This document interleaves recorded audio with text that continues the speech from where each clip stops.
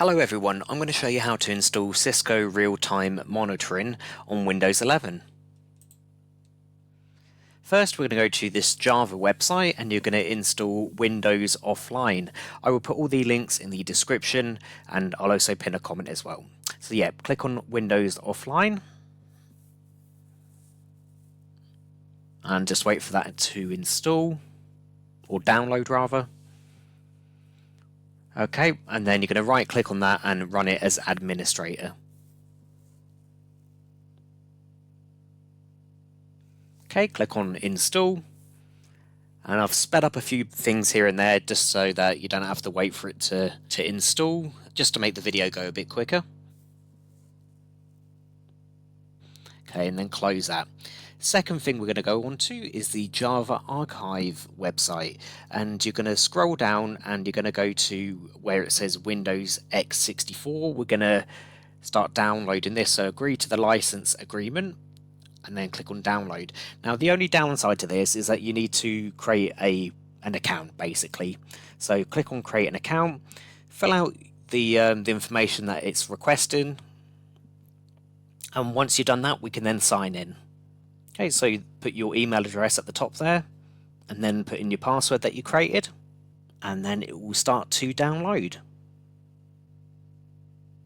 Once it's downloaded, just right click on it and run it as admin again.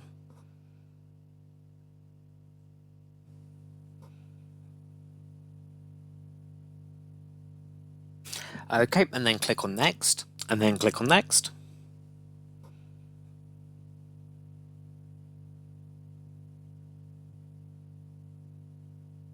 Click on OK and then click on next again.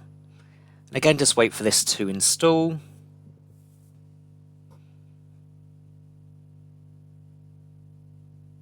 And then click on close.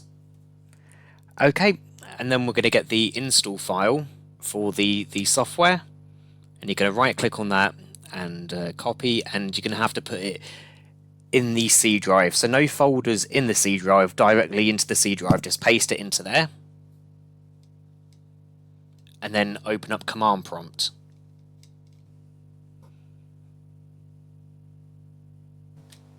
Okay, and then type cd / and then press enter,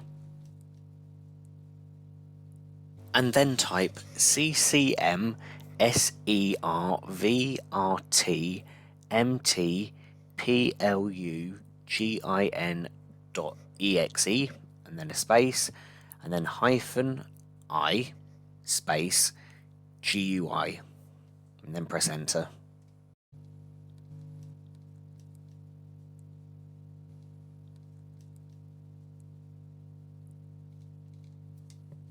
And then I'm going to click on next, and then I always go for the second option down, so click on next again after that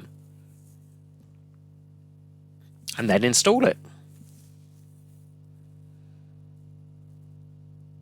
And then you're done. Click on done and then close all of that.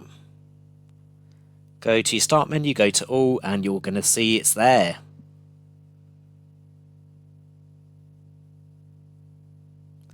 And then it's going to ask for your host IP, and then it will start to load up. So there you go. If you found this helpful, please give it a thumbs up, and if you hated it, subscribe. Okay, thanks very much everyone. Bye.